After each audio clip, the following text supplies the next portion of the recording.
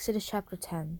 Then the Lord said to Moses, Go into Pharaoh, for I have hardened his heart and the heart of his servants, that I may show these signs of mine among them, and that you may tell in the hearing of your son and your grandson how I have dealt harshly with the Egyptians, and what signs I have done among them, that you may know that I am the Lord. So Moses and Aaron went into Pharaoh and said to him, Thus says the Lord, the God of the Hebrews, How long will you refuse to humble yourselves before me?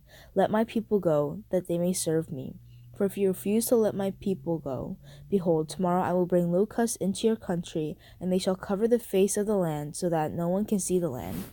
And they shall eat what is left to you after the hail, and they shall eat every tree of yours that grows in the field.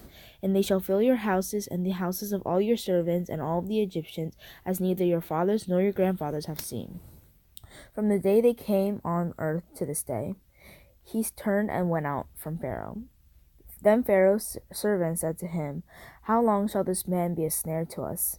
Let the men go, that they may serve the Lord their God. Do you not yet understand that Egypt is ruined? So Moses and Aaron were brought back to Pharaoh, and he said to them, Go, serve your Lord your God. But which ones are to go? Moses said, We will go out with our young and old. We will go with our sons and daughters, and with our flocks and herds, for we must hold a feast to the Lord.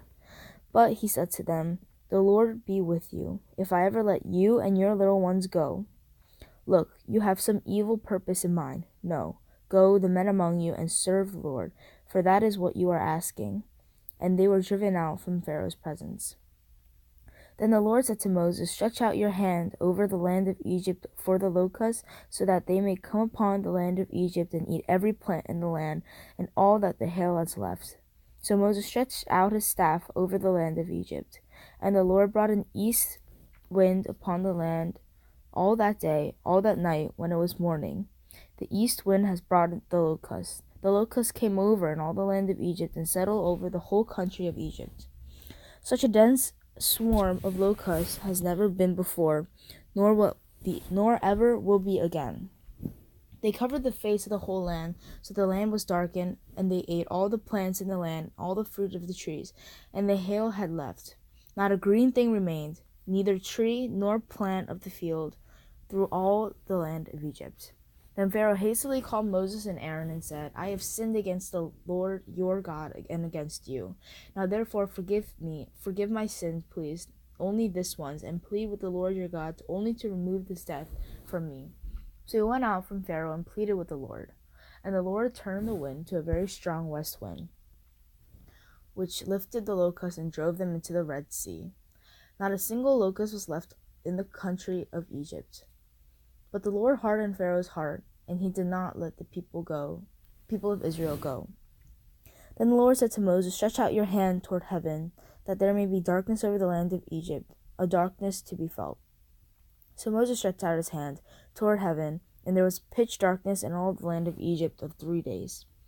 They did not see one another, nor did anyone rise from his place for 3 days. But all people of Israel had light where they lived. Then Pharaoh called Moses and said, Go serve the Lord. Your little ones also may go with you. Only let your flocks and your herds remain behind. But Moses said, You must also let us have sacrifices and burnt offerings, that we may sacrifice to the Lord our God. Our livestock must also go with us, not a hoof shall be left behind, for we must take of them to serve the Lord our God. And we do not know with what we must serve the Lord until we arrive there. But the Lord hardened Pharaoh's heart, and he did not let him go. Then Pharaoh said to him, Get away from me.